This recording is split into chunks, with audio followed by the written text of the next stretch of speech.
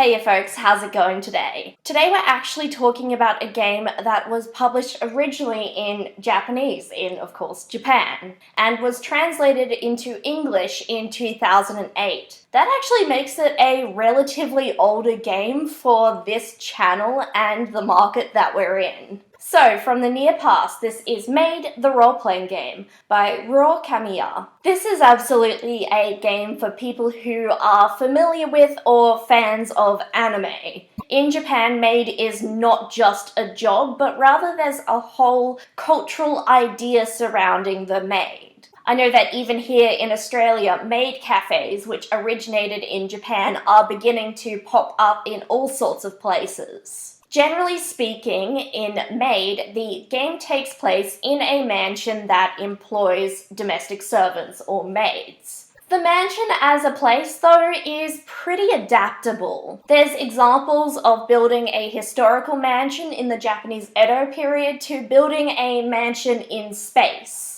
The game, though, at its most basic form is about a traditional, vaguely European-looking mansion. Those different styles of mansion I mentioned are from an optional set of rules that come with the base game. This game is played primarily with D6s. A good amount of the maths involved in this game happens at the beginning of the game during character creation. You roll 2d6 and divide it by 3, rounding down. This is done to create the stats for your maid's attributes. These attributes are athletics, affection, skill, cunning, luck, and will. You look at your attributes and you find the one that scored the highest. Then you go to a table that is associated with that attribute and you get to roll on that to find out what your special skill is going to be. You then have a look at your stats and find the one that you managed to get the highest number on. You then flip a page to a table which is associated with this stat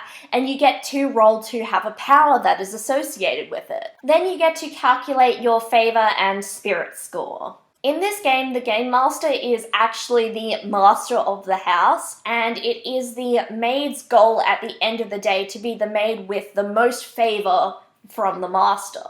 You can gain favor by doing some cool roleplay, getting things done around the mansion efficiently, and overcoming any obstacles that come up in the game. You also want to avoid losing spirit. If your spirit drops to 0, your maid character will have a stress explosion. This stress explosion actually lasts for an amount of time that happens in real time outside of the games, so it can take a little while for your character in-game to get back into action. Basically, your character is overcome with the stress from the situation and they have to take a break. Most of this game is played by testing attributes and rolling on tables. When testing an attribute, you roll a d6 and you multiply it by the score of your attribute. So say you get a 4 and you have an attribute score of 3, 3 by 4 is 12. Then you have to see if this number beats the challenge number put out by the master. A 4 to 6 is considered easy, 6 to 8 a little bit tricky, 8 to 10 is hard, and a 12 plus is considered a challenge. This game absolutely has a wacky, goofy tone from all the tables that you can roll on. And a lot of random chance is used in this game to push the action forward. This game also has a lot of optional rule sets. That's because this game was originally published in a zine and there were 2 subsequent publications that went along with it. For the English one, they bundled them all together. So there's options for romance, splicing genres, and more wacky hijinks or a darker tone. Personally, I'm more of a fan of the base game's goofy atmosphere rather than any of the other subsequential material. I think it is really important to keep in mind that this game was originally published in Japan in a zine. For its actual translation and publication into English, 3 different publications were merged and translated. The translation was also done in 2008. I have to say there is some language and stuff in here that I don't think would happen here in 2022. Culturally, we're almost a world away from the atmosphere of 2008. If you are going to play this game, I highly recommend that everyone in the group reads the introduction, which fills in some of the cultural gaps that we just don't know about. For example, what is considered PG-13 in Japan is a little bit different to us. There's a lot more sexual content in this tabletop role-playing game than I think we are used to in our games. Most of it is pretty cartoony and goofy. I don't think me or this show is quite ready to delve into Japan's relationship with women and their struggles with sexuality and gender.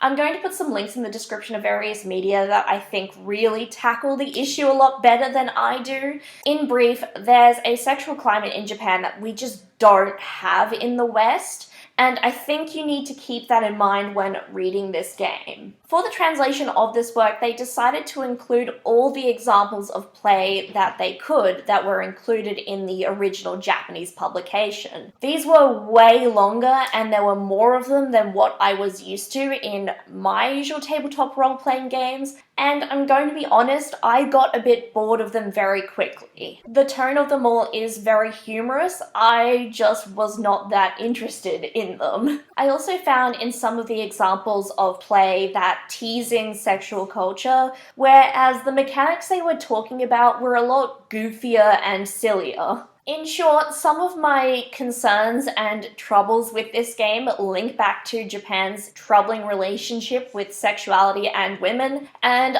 I'm not really qualified to talk about that. I do want to encourage you guys though, even when you're reading tabletop role-playing games from other cultures, it's okay to criticize or be wary of cultural values that maybe aren't the best for everyone.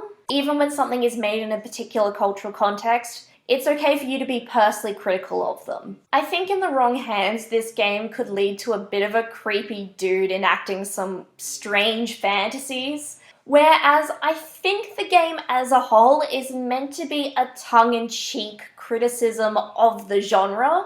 And I think in the right playgroup, you could absolutely run with the gambit for that and have a really great time. I know things like romancing other player characters is not as much of a cultural norm in my tabletop role-playing game circles, so my main advice on the sexual content, the dark content, and the romance content would be just to run it by everyone when you are going to play the game. See where everyone's comfort levels are and adapt to that.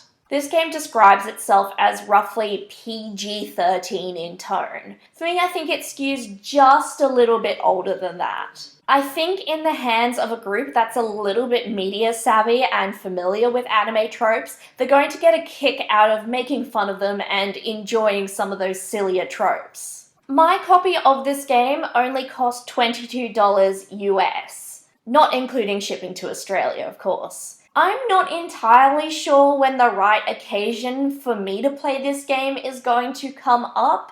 I think I need to have the right group, but I think it'll be interesting once it does come up. Well, those were my thoughts on Maid, the role-playing game. I have to say I'm not entirely happy with this review I wrote. I don't feel I got to cover this game very well.